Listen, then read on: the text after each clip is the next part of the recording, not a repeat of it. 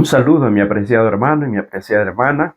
Estamos listos para el repaso de la lección número 3 para este primer trimestre del 2025, para el sábado 18 de enero. Y el título de la lección es Para agradar a Dios. Y vamos a empezar leyendo el texto para memorizar que está en el libro de Sofonías, capítulo 3 y versículo 17, y dice: Jehová está en medio de ti, poderoso, él salvará, se gozará sobre ti con alegría, callará de amor, se regocijará sobre ti con cánticos. Como siempre, para estudiar la palabra de Dios, vamos a hacerlo pidiendo su dirección a través de una oración. Bendito Padre, te agradecemos porque nos permites aún poder escudriñar tu palabra en libertad. Queremos pedir la presencia de tu Espíritu Santo para que nos llenes de sabiduría y de conocimiento, Padre, y poder entender tus enseñanzas, y no solamente entenderlas, sino ponerlas por obra. Bendice a cada hermano, cada hermana que en cualquier parte del mundo está viendo el repaso de esta lección. Sé tú con cada uno de ellos y que también con nosotros, y perdona nuestros pecados. Te lo pedimos en el nombre de Jesús. Amén. Bien, la lección de esta semana tiene un enfoque muy interesante porque se resume en tres aspectos. Primero, de un padre con un hijo que tiene una visión equivocada acerca de su padre. Luego, con la similitud entre el esposo y la esposa y cómo debe ser el amor y la entrega del esposo hacia la esposa, tomando como ejemplo la entrega de Cristo hacia su iglesia. Y en tercer lugar, tenemos un padre que recurre primero a los discípulos y después a Jesús, con no tanta fe como se esperaba, pero que aún ese poco de fe fue suficiente para que se obrara un milagro en su hijo. Las tres escenas, los tres ejemplos, los tres temas de estudio tienen que ver con el hogar y con la familia. Eso muestra la importancia que tiene para Dios el hogar, la importancia que le da a la relación de familia, a la relación de padre e hijo, a la relación de esposo y esposa. Entonces vamos a empezar con la primera parte, que habla acerca de más valioso de lo que se puede imaginar. Y no vamos a leer todo el párrafo que se encuentra en el libro de Lucas capítulo 15, desde el versículo 11 hasta el 32. Primero porque es un pasaje muy conocido, y segundo por asunto de tiempo no vamos a poder leer todo el pasaje. Más sin embargo, vamos a comentar acerca de esta parábola. Es la parábola del hijo pródigo. Y yo creo que más allá del hijo pródigo o de la parábola del hijo pródigo, debería ser la parábola del padre amoroso. Porque lo que está enseñando aquí es la lección. Bueno, ya vamos a ver algunos aspectos. Pero ¿qué es lo primero? Voy a leer los primeros versículos. Dice: también dijo, un hombre tenía 2 hijos. Estamos en el versículo 11. Y el menor de ellos dijo a su padre: Padre, dame la parte de los bienes que me corresponde. Y les repartió los bienes. No muchos días después, juntándolo todo, el hijo menor se fue lejos a una provincia apartada y allí desperdició sus bienes viviendo perdidamente. Hay muchos aspectos para analizar, y para poder entender la actitud del padre tenemos que entender primero el entorno. Pensemos en que en los tiempos bíblicos, en los tiempos de Jesús, existía el patriarcado, que consistía en que la familia no se desintegraba ni siquiera por el matrimonio de sus hijos. Las únicas que a veces salían de la familia eran las hijas, por obvias razones, porque se sobreentendía que si los hijos se mantenían o venían a vivir cercano o en el mismo lugar, en la misma propiedad de sus padres, obviamente tenían que llevar pues a su esposa hacia allá. Entonces por eso las hijas siempre eran las que se apartaban de la familia, pero los hijos no. ¿Qué es lo que debemos entender? Que el hijo menor, y aquí está la primera lección, el hijo menor no tenía ningún derecho de pedir su herencia, porque a la muerte del padre, quien asumía el liderazgo de la familia era el primogénito, el hijo mayor, y la familia seguía intacta. A falta de su padre, pues él era el que administraba. Y así se iba conservando la unidad de la familia. Sin embargo, es el hijo menor el que pide. O sea, pide algo que no tiene derecho a pedir, pero sin embargo, el padre se lo da. La primera lección que aprendemos aquí es que a veces nosotros le pedimos a Dios algo que quizás no tengamos derecho a pedirle. Y en este ejemplo, Jesús mostró de que Dios está dispuesto aún cuando vaya en contra de lo que merecemos, Dios es capaz de darnos. En segundo lugar, pedir su herencia mientras el padre estaba vivo era una forma de deshonrar a su padre. Se estaba violando el mandamiento, honra a tu padre y a tu madre. Y la Biblia dice que el que viola la ley de Moisés por 2 o 3 testigos merecía ser muerto. Mucho más aquel que tuviere por inmunda la sangre, dice el apóstol Pablo, ¿verdad? En todo caso, en primer lugar, no tenía derecho a pedir su herencia. En segundo lugar, no podía pedirla mientras el padre vivía porque era una forma de desear o querer que su padre esté muerto. Se va a una provincia lejana, dice que reuniéndolo todo, recordemos que en ese tiempo pues las propiedades eran agrícolas. Eso significa de que este muchacho, este hijo menor, vendió todo lo que su padre le dio. Juntó el dinero y se fue a una provincia lejana. Y obviamente un muchacho inexperto y sin experiencia creía que en la vida todo es fácil. Empieza a despilfarrar, ¿verdad? Y cuando lo hubo malgastado, dice el versículo 14, vino una gran hambre en aquella provincia y comenzó a faltarle. Y fue y se arrimó a uno de los ciudadanos de aquella tierra, el cual le envió a su hacienda para que apacentase cerdos. Pocas veces nosotros recapacitamos en esto. ¿Por qué precisamente Jesús pone como ejemplo de que este hombre se fue a apacentar cerdos? Para el judío, apacentar cerdos era lo más degradante que podía existir. Por lo tanto, cuando Jesús dice que este muchacho se va a apacentar cerdos, quiere decir que descendió a donde ya no había más hacia dónde descender, hacia el fondo, hacia lo peor. Era lo peor que podía concebirse para un judío, era estar cerca de los cerdos, peor apacentarlos. Porque entendamos pues que dentro de lo que la Biblia dice acerca de los animales limpios y animales inmundos, pues el cerdo es un animal inmundo. En los actuales momentos, los judíos son tan celosos en cuanto a los alimentos. Cuando hay una tienda judía, hay un rabino que va y bendice los alimentos y verifica que no se junten sus alimentos con algo inmundo. De hecho, todo tiene que ser manipulado por personas judías. Porque si lo manipula un gentil, pues está ya, desde ese momento empieza a ser inmundo, aun cuando sea un animal limpio. Así de metódicos siguen siendo todavía. Entonces, en los tiempos bíblicos, decir que un judío fue a apacentar cerdos, Jesús está tratando de decir de que este muchacho descendió allá donde ya no hay más lugar para descender, a lo peor. Pero eso no es todo. No tenía que comer y los cerdos se alimentaban mejor que él. O sea, descendió a lo más bajo. Yo no sé si estoy hablando para alguien que cree que descendió y se sintió indigno en el lugar que está, que cree que ya no hay esperanza, que cree que es lo peor del mundo. Mira cómo Jesús en su ilustración está mostrando el verdadero carácter del Padre. Y aquí hay una enseñanza que por el momento la vamos a dejar en suspenso porque tenemos que seguir analizando esto.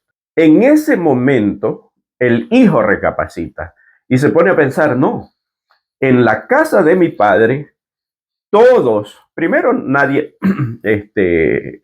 ni cría ni mi padre no cría cerdos, por lo tanto nadie apacienta cerdos. Y todos los criados de mi padre están en mejores condiciones de lo que yo estoy ahora. Y dice, pues, recapacita para sí y dice, iré donde mi padre, me levantaré, iré donde mi padre y le diré, Padre, he pecado contra el cielo y contra ti, no soy digno de que me llames más hijo. Solamente trátame como uno más de tus siervos. Y dice la Biblia que cuando regresa no tenía dinero, por lo tanto no es que compró nueva ropa. Imagínense el olor de un judío apacentando cerdos. Imagínense la vergüenza, o sea, todo lo que pudo haber pensado, imaginado y vivido. Y en esas circunstancias, y así como estaba, regresa. Y la Biblia dice en el versículo 20, y levantándose vino a su padre, y cuando aún estaba lejos, lo vio su padre y fue movido a misericordia y corrió y se echó sobre su cuello y le besó. Pocas veces recapacitamos en esto. El padre lo vio a lo lejos. ¿Cuál entonces era la actitud? ¿O qué demuestra esto? De que indistintamente del tiempo que transcurrió desde que salió de su casa hasta que retornó, el padre siempre estuvo atento, siempre estuvo esperando ver regresar a su hijo. Y nunca perdió las esperanzas. Y retomo la lección que habíamos dejado en suspenso.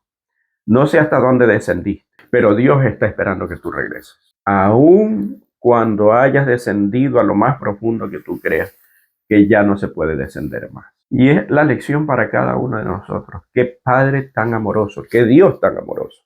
Aquel Padre dice que a lo lejos lo vio. Significa que Él estaba pendiente todos los días mirando y confiando que en algún momento su hijo regresaría. Esa es la forma como Dios está pendiente. Y hemos estado viendo a través de las lecciones de las 2 semanas anteriores cómo el amor de Dios es infinito, que Dios nos ama tal como somos. Más sin embargo, y eso lo recalca también en esta lección, más sin embargo, nosotros necesitamos o debemos estar en un lugar donde Dios se complazca de nosotros. Quizás para cerrar esta parte que está tan hermosa, si solamente la lección de esta semana hubiera tratado sobre esta parábola, habría tanto para analizar, pero no podemos hacerlo todo. ¿Por qué? Porque cuando el padre lo ve, dice la Biblia que corre, lo abraza, lo besa, y aquel muchacho le dijo, Padre, tal como había pensado, he pecado contra el cielo y contra ti, no merezco ser llamado otra vez tu hijo. Solamente hazme como uno de tus simples jornaleros.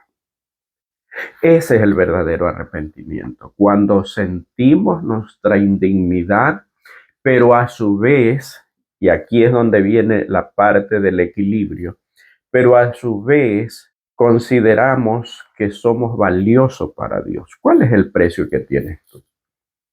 En el libro El deseado de toda la gente, Ellen White dice que Jesús se entristece cuando ve que nosotros no nos valoramos, no nos damos el verdadero valor que tenemos. Y hay una diferencia, y aquí es donde podemos equivocarnos. Una cosa es cuánto valgo yo para Dios, y ese es el valor que debemos darnos. No un valor independiente de Dios, como ocurrió con los líderes religiosos en los tiempos de Jesús, que equivocadamente creían que no necesitaban de salvación. Eso es totalmente diferente. Y no es así como nosotros debemos proceder.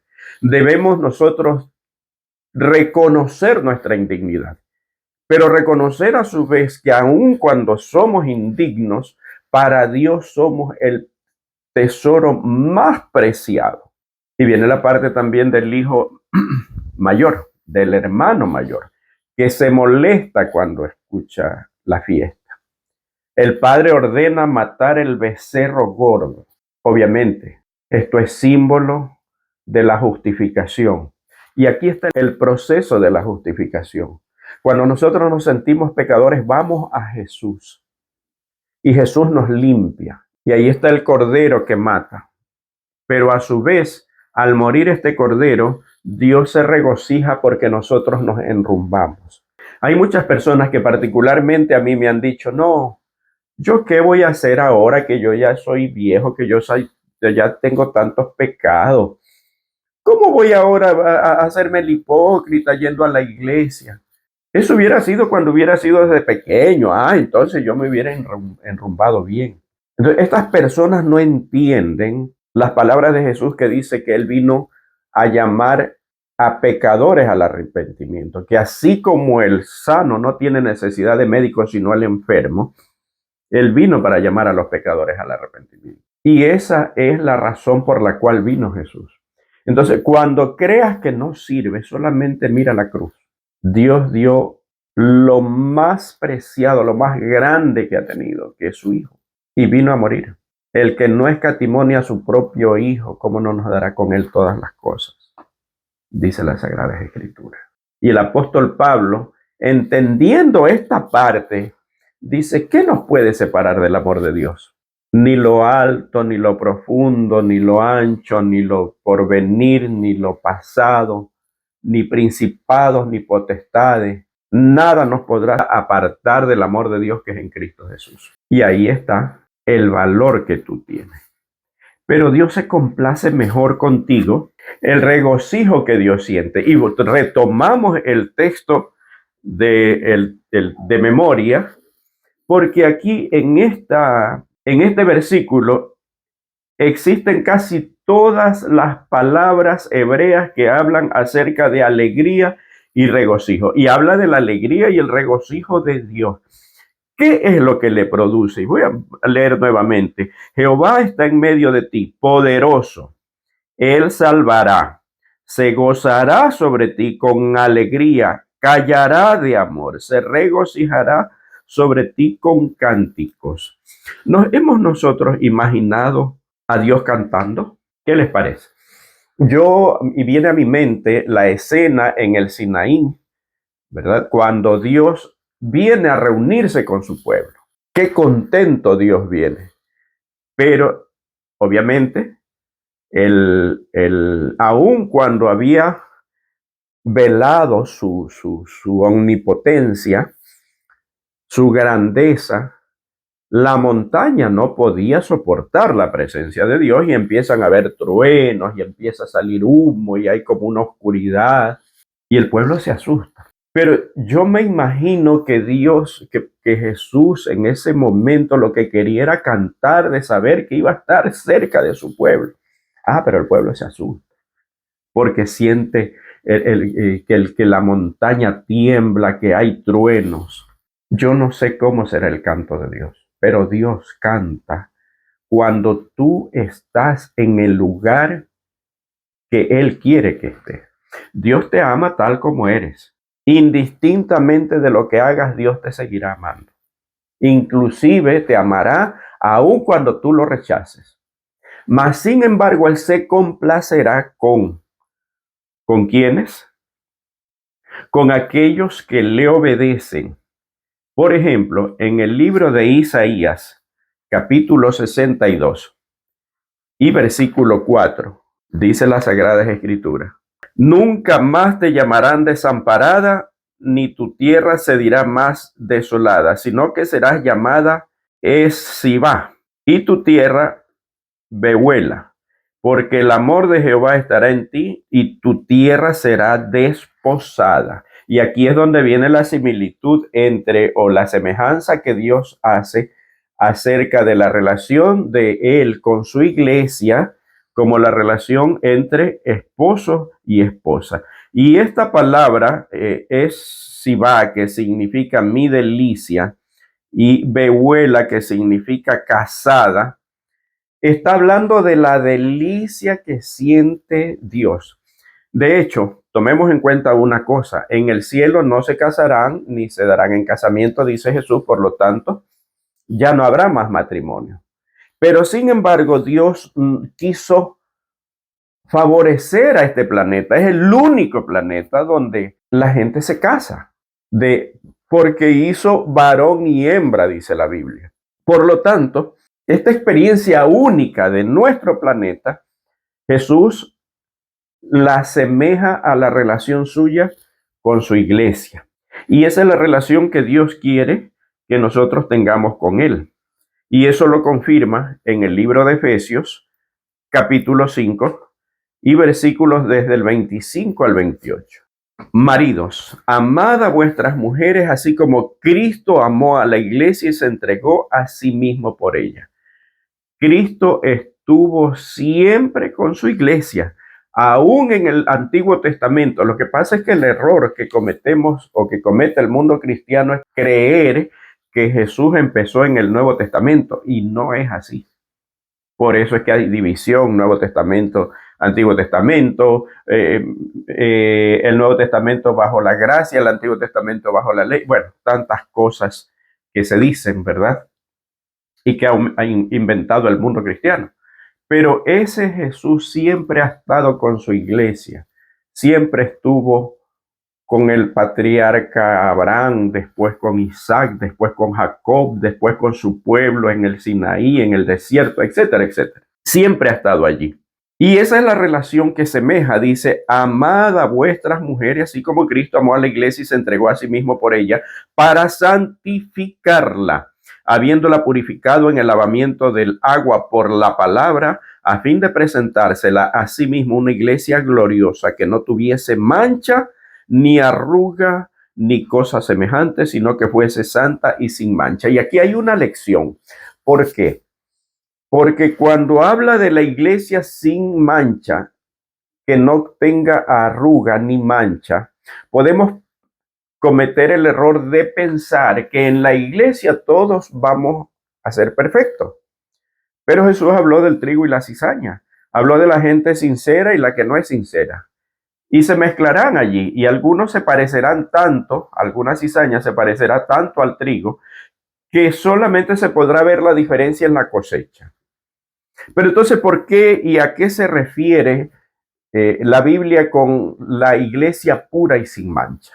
Está hablando de la doctrina, por eso es que la Biblia habla de la sana doctrina. Por eso es que Apocalipsis habla de la iglesia que está representada en Apocalipsis como la mujer pura, la mujer virgen. Al contrario, la iglesia apóstata está simbolizada por la gran ramera. En este caso, cuando habla de la pureza de la iglesia, habla de la pureza de su doctrina. Y esa es la pureza que nosotros debemos tener. Seguir la iglesia que tiene pureza en su doctrina. Porque no es lo mismo la iglesia militante que la iglesia triunfante. La iglesia triunfante es la iglesia que será aún en la práctica pura, no solamente en su doctrina. Necesitamos tenerlo claro. A eso se refiere en la pureza de la iglesia o la sana doctrina.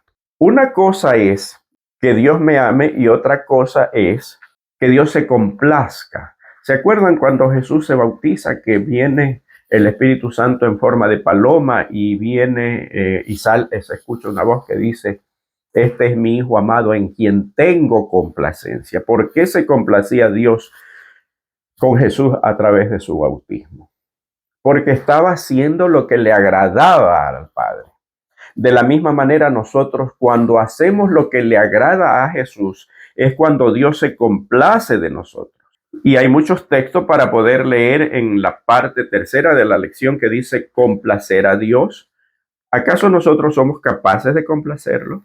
Vamos a buscar lo que dice Proverbios capítulo 15 y versículos 8 y 9.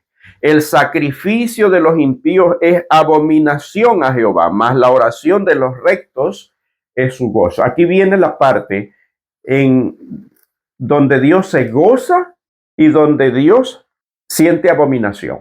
¿Cuáles son los impíos? Los que no andan conforme a la palabra de Dios. ¿Y cuáles son los rectos? Los que reciben el sacrificio de Jesús como propio y deciden por su gracia la obediencia. Es verdad que a Dios nosotros no podemos agradarlo de ninguna manera, y aquí viene esta parte que tenemos que entender también.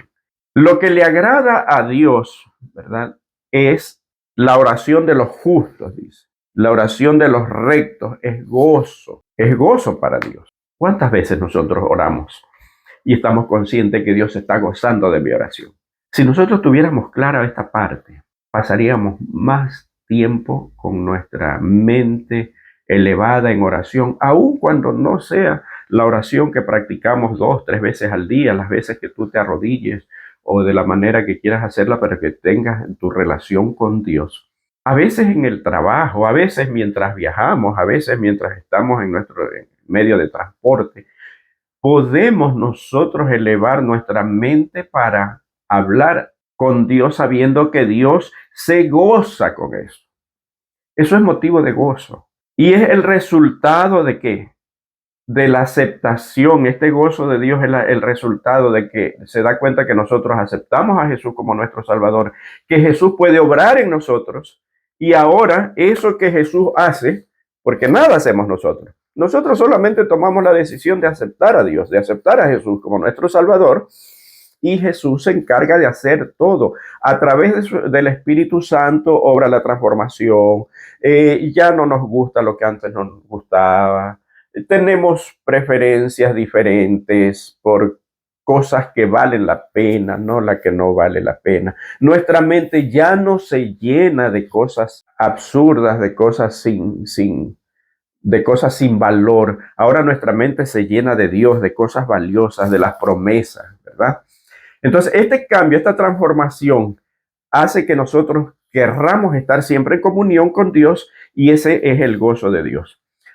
Es exactamente como un niño que en la escuela, con la ayuda del profesor, de la profesora, hace la tarjetita y con una letra fea, porque no puede escribir, pero lo importante es que lo escriba él o ella, dependiendo si es un niño o una niña, ¿no?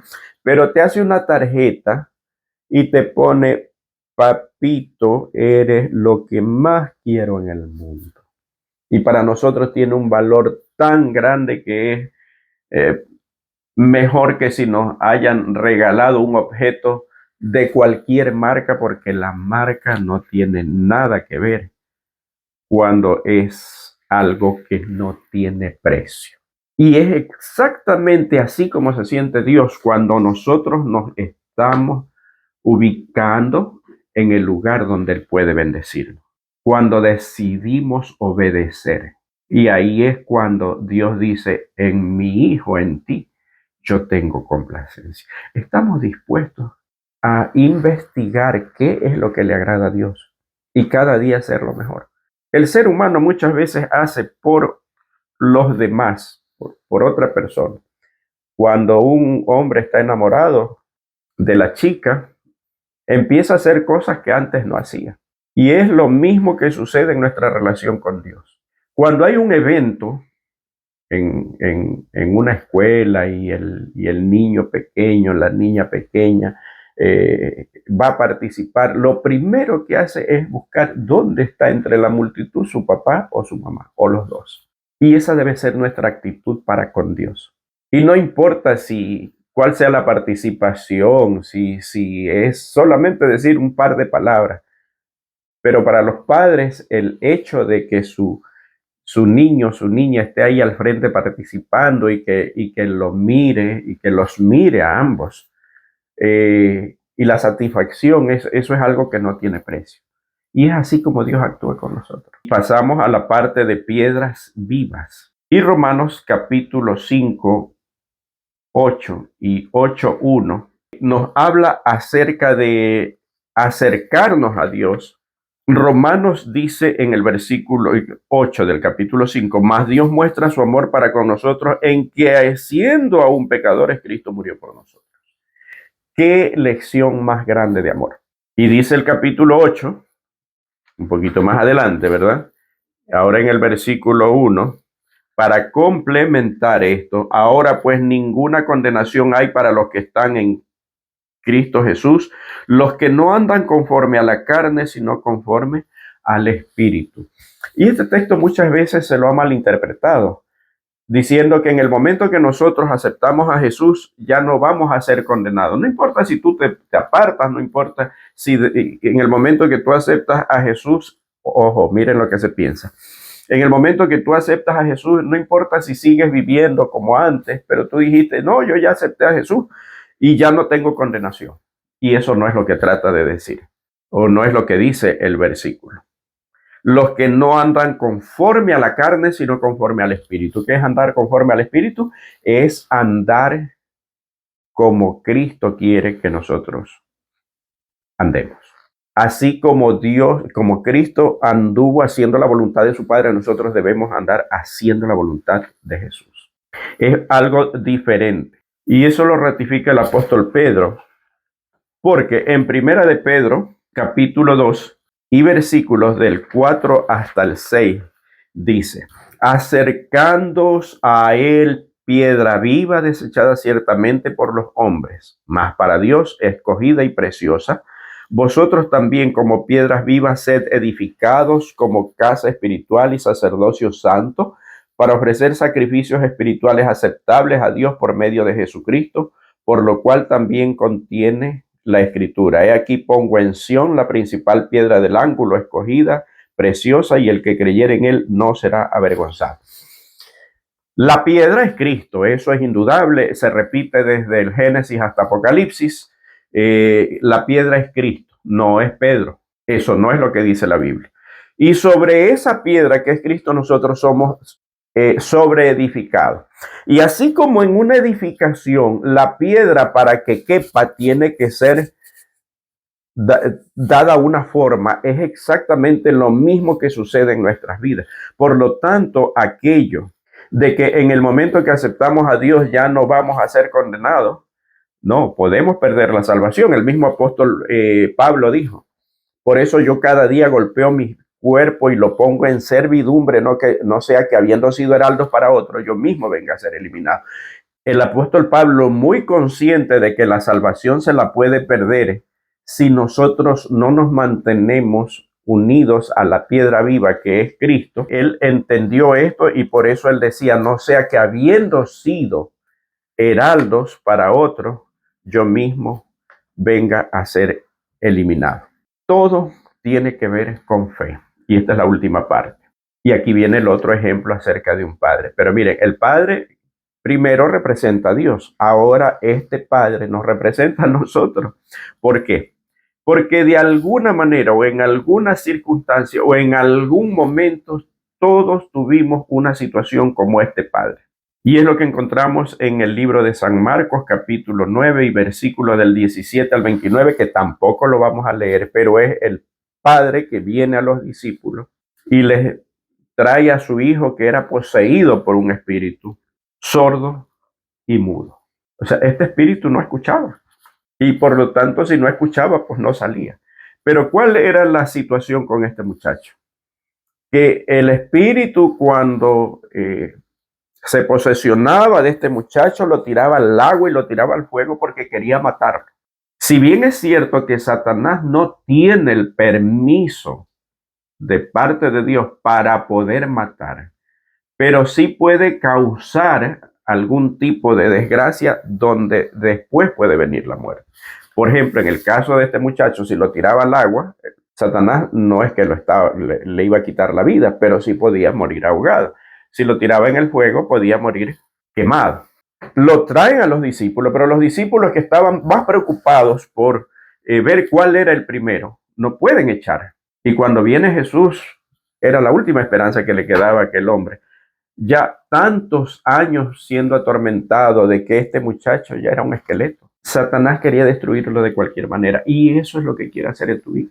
Y eso es lo que quiere hacer contigo. Apocalipsis dice que ha descendido con gran ira sabiendo que le queda poco tiempo. ¿Por qué le queda poco tiempo? Porque sabe que va a terminar destruido y no quiere que ser destruido él solo, quiere llevarse a la mayor cantidad de personas. Y nosotros a veces estamos tan ciegos que no nos damos cuenta de eso. Él no se quiere perder solo, él no quiere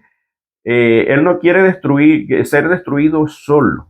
Él quiere llevar mucha gente. ¿Por qué? Porque sabe que eso le causa dolor a Dios. Por el amor que Dios siente por cada uno de nosotros. No por cada uno de sus hijos solamente, no.